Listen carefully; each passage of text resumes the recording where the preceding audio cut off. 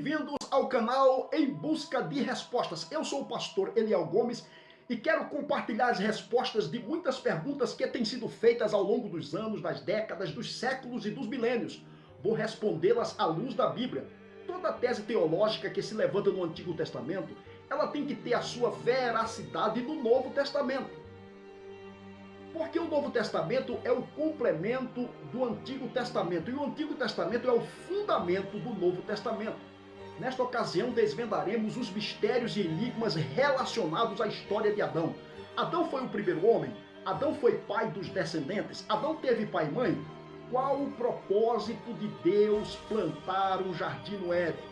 Estas e outras respostas você encontra aqui no canal Em Busca de Respostas. No capítulo 1 de Gênesis, do verso 3 ao verso 10, o Senhor Deus libera uma palavra de ordem. Ele organiza através desta palavra tudo o que criou. No verso 11, 14, 15, 20 e 24, o Senhor Deus libera uma palavra criadora. Ele traz à existência, através desta palavra, tudo aquilo que estava em sua mente. Ele materializa através da palavra criadora. No versículo 26 do capítulo 1, o Senhor Deus traz um projeto e mostra para o escritor sagrado.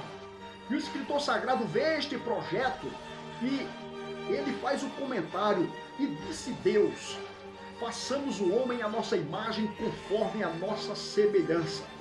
No capítulo 1, verso 27, certamente o Senhor Deus revela para o escritor sagrado e ele vê aquela maravilha que aconteceu. Êxodo capítulo 34, verso 5, parte A. E desceu o Senhor numa nuvem. Certamente o Senhor desceu com toda a sua equipe de criação. E pôs a mão na massa, pôs a mão no barro e fez 2 bonecos de barro. E o escritor sagrado comenta, fala desta maneira: e criou Deus o homem à sua imagem, a imagem de Deus o criou, macho e fêmea. Este casal certamente foi o princípio de toda a humanidade na terra. No versículo 28 do capítulo 1, o Senhor Deus libera uma palavra de ordem para toda a criação. Crescei, multiplicai, sede fecundos e povoai a terra. Porém, para este casal, o Senhor Deus diz: crescei, multiplicai-vos, sedes fecundos e dominai a terra e sujeitai-a. Ele põe esse casal como dominador sobre todos os animais e sobre toda a terra. No versículo 31 do verso 1, o Senhor Deus mostra a sua satisfação para o escritor sagrado, e o escritor sagrado comenta assim: e viu Deus tudo quanto tinha feito, e eis que era muito bom, e foi a tarde e a manhã, o dia sexto. Esse dia sexto traz um enigma. Este dia sexto fechou toda a criação. O Senhor Deus estava satisfeito porque chegou o dia sexto e ele viu tudo quanto tinha chamado a existência e foi materializado. Não faltou nada. A criação foi completa com tudo. No capítulo 2, o verso 1, o escritor sagrado, ele faz uma menção e usa o capítulo 1 como contexto para resumir toda a criação. Ele diz assim: assim os céus e a terra e todos os seus exércitos foram acabados. Ponto final. O dia 6 não existe mais. O dia 6 foi fechado com chave de ouro com toda a sua criação. No capítulo 2, o verso 2, o Senhor Deus mostra a sua intimidade para o escritor sagrado. O escritor sagrado, vendo a intimidade de Deus, ele diz assim: havendo o Senhor Deus feito toda a sua obra, descansou no 7º dia de toda a sua obra que havia feito. No Salmo 90, o verso 4, o escritor sagrado, ele traz para nós uma luz para este dia. Ele diz assim: um dia para Deus é como 1000 anos, e 1000 anos como um dia. Esse dia 7, computado no tempo de Deus, é 24 horas corrida. Porém, no tempo da humanidade, este tempo do dia 7 computa 1000 anos corrido. Para nós compreendermos isto, nós vamos para o Salmo 14 e o verso 2 e 3. Quando o Senhor Deus, ele termina o dia 7, fecha o dia 7 do seu descanso, o Senhor Deus certamente volta para as suas atividades de criação.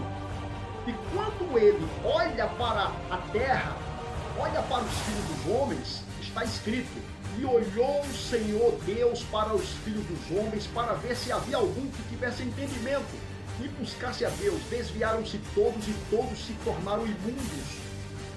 Não havia um sequer. Deus, nesta ocasião, quando ele olha para os filhos dos homens, ele já elabora um plano para a redenção, para a salvação. Foi o primeiro plano de salvação e redenção para a humanidade. Alguém pode até dizer, mas esta passagem do Salmo 14, versos 2 e 3, está relacionada à história de Noé. Não foi da história de Noé.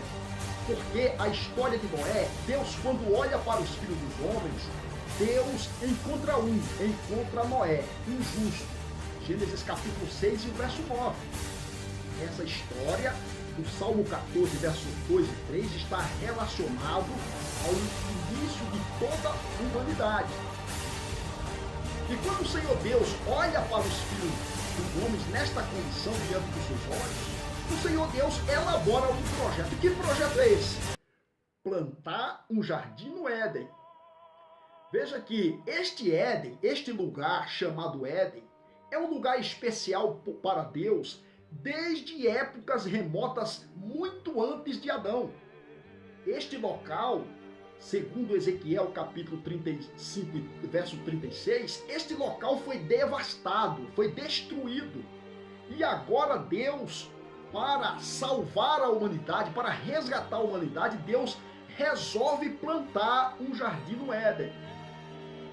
Veja que o Senhor Deus, ele não usa uma palavra de comando, ele não usa uma palavra criadora, ele não usa uma palavra de ordem para plantar este jardim. Êxodo capítulo 34, verso 5, diz assim: e desceu o Senhor Deus numa nuvem e se pôs junto a ele. Quando o Senhor Deus desceu para plantar este jardim, o Senhor Deus começou a plantar árvore por árvore. E quando o Senhor Deus estava plantando árvore por árvore, ele conhece um homem. Onde ele conhece? Fora do jardim do Éden. Gênesis capítulo 3, o verso 23. E quando ele conhece esse homem, ele passa a se relacionar amigavelmente com este homem, ele passa a se declarar para este homem, e este homem passa a conhecê-lo. E quando ambos faz esta amizade amistosa, o Senhor Deus começa a ensiná-lo na sabedoria, na inteligência, dá conhecimento para este homem. Isso passa um período de tempo, e quando este homem está pronto, o Senhor Deus o coloca dentro do jardim do Éden. Veja que o escritor sagrado, no capítulo 2, o verso 7, o escritor sagrado volta a falar da criação do homem. E formou o Senhor Deus o homem do pó da terra e soprou nas suas narinas o fôlego da vida, e o homem se tornou alma vivente. Veja que no capítulo 2 e o verso 7, o escritor sagrado, ele não fala que o Senhor Deus criou o homem. Porém, no capítulo 1, verso 27, ele diz que o Senhor criou o homem. E no capítulo 2, o verso 7, ele diz que Deus formou o homem. Agora, para a gente entender esse mistério, vamos fazer uma divisão cronológica do verbo formar e criar. O verbo criar significa trazer à existência do nada, inventar, conceber, produzir. O verbo formar significa dar a forma a, ter a forma de, educar, pôr em ordem, instruir, desenvolver e progredir. Então esse homem, ele foi ensinado nos ensinamentos de Deus, nos preceitos de Deus. Quando este homem estava pronto, estava formado, no período de tempo, o Senhor Deus coloca este homem dentro do seu jardim, como está escrito. E pôs o Senhor Deus o homem que havia formado dentro do seu jardim. Veja que a primeira parte do capítulo 2 e verso 7. Que Deus não criou este homem, mas se formou dos seus preceitos, dos seus ensinamentos. E quando ele colocou dentro do jardim, Deus sopra nas narinas deste homem. E este homem se torna a alma vivente. Só que nós podemos ver no Novo Testamento, o Novo Testamento ele traz a luz para nós neste assunto. O apóstolo Paulo, no capítulo 15 e o verso 45 de 1 Coríntios, ele traz esta divisão com mais clareza de alma. Ele diz assim: o primeiro homem Adão foi feito alma vivente. O segundo homem Adão foi feito espírito vivificante. Veja que o apóstolo Paulo, ele faz uma divisão na vida de Adão antes e depois. E para nós entendermos melhor este assunto, nós vamos para a Escritura. Capítulo 2, o verso 7. E formou o Senhor Deus o homem do pó da terra e soprou nas suas narinas o hálito da vida. Porém, na Torá, que é o início de nossas escrituras, está um pouco diferente das nossas traduções. E insufflou o Senhor o hálito de vidas nas narinas do homem, e o homem se tornou alma vivente. Veja que na nossa tradução está no singular, porém na Torá está no plural, vidas. E nós vamos desvendar o mistério destas vidas. O Novo Testamento no grego, ele traz 4 tipos de vidas para nós. O primeiro tipo de vida é bios, vida natural. O segundo tipo de vida é isushi, vida natural e humana. O terceiro tipo de vida é anastrófico, que significa vida de comportamento desordenado. E o quarto tipo de vida é zoe.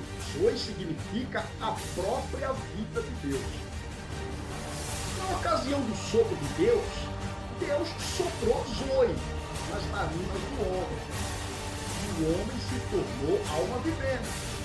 Veja que Paulo diz que ele, o segundo Adão, recebeu um espírito vivificante. Depois que Adão recebeu o espírito vivificante, ele passou a ser semelhante a Deus. Veja que ele andou falando, declarando, profetizando, dizendo e ordenando a tudo que aparecia na frente dele.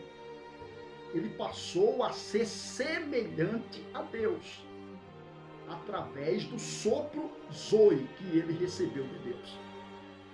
Quando Adão estava fora do Jardim do Éden, Adão tinha psuche, vida natural e humana. Depois que ele entrou no Éden, Deus soprou nas narinas dele, ele passou a ter uma vida sobrenatural. Ele passou a fazer estas maravilhas acontecer na natureza. Para a gente entender isto melhor, nós vamos para o Novo Testamento. Fazemos um paralelo entre os discípulos de Jesus e Adão. Jesus passou 3 anos e 6 meses ensinando a 12 homens. Ensinando o quê? Modos de vidas. Semelhantemente ao Pai, que passou um período de tempo ensinando a Adão. Quando estes homens estavam aprendendo a sabedoria, a inteligência de Cristo, e Cristo viu que estes homens estavam prontos, formados, o Senhor Jesus chama eles e sopra sobre eles e diz: recebei o Espírito. Recebei o quê? Recebei zoe, a própria vida de Deus. João capítulo 20, verso 22. Portanto, estes discípulos, depois que receberam o sopro de Cristo, eles passaram a ser semelhantes a Cristo. Semelhante ao segundo Adão. E passaram a receber uma vida sobrenatural. Veja que eles passaram a fazer sinais, prodígios e maravilhas. Passaram a receber o mesmo poder que Cristo tinha. E através do sopro de Cristo eles receberam. Portanto, em toda a escritura de Gênesis e Apocalipse, nós não encontramos que Adão foi o pai dos descendentes. Em um lugar, nas escrituras, fala que Adão foi o pai dos descendentes. Adão foi o primeiro homem verdadeiramente, mas o primeiro homem que recebeu Zoe, a própria vida de Deus. E também Adão teve pai e mãe. O próprio Adão, ele dá testemunho da própria vida dele. No momento do casamento, Gênesis capítulo 2, verso 24, Adão declara, ele fala assim, ele declara seu pai e sua mãe, ele diz assim, e deixará o homem seu pai e sua mãe e unir-se-á sua esposa, a sua genitora, a sua auxiliadora. Se Adão não tivesse consciência que tinha deixado para trás pai e mãe, de modo algum ele estaria dando esse testemunho para que todos soubessem que ele tinha pai e mãe. Portanto, Adão teve pai e mãe, foi o primeiro homem, sim, que recebeu Zoe, a própria vida de Deus. Se gostou, dá um like aí, se inscreve no canal e nos próximos vídeos nós estaremos explicando a respeito qual o propósito de Deus de plantar um jardim no Éden. Fui!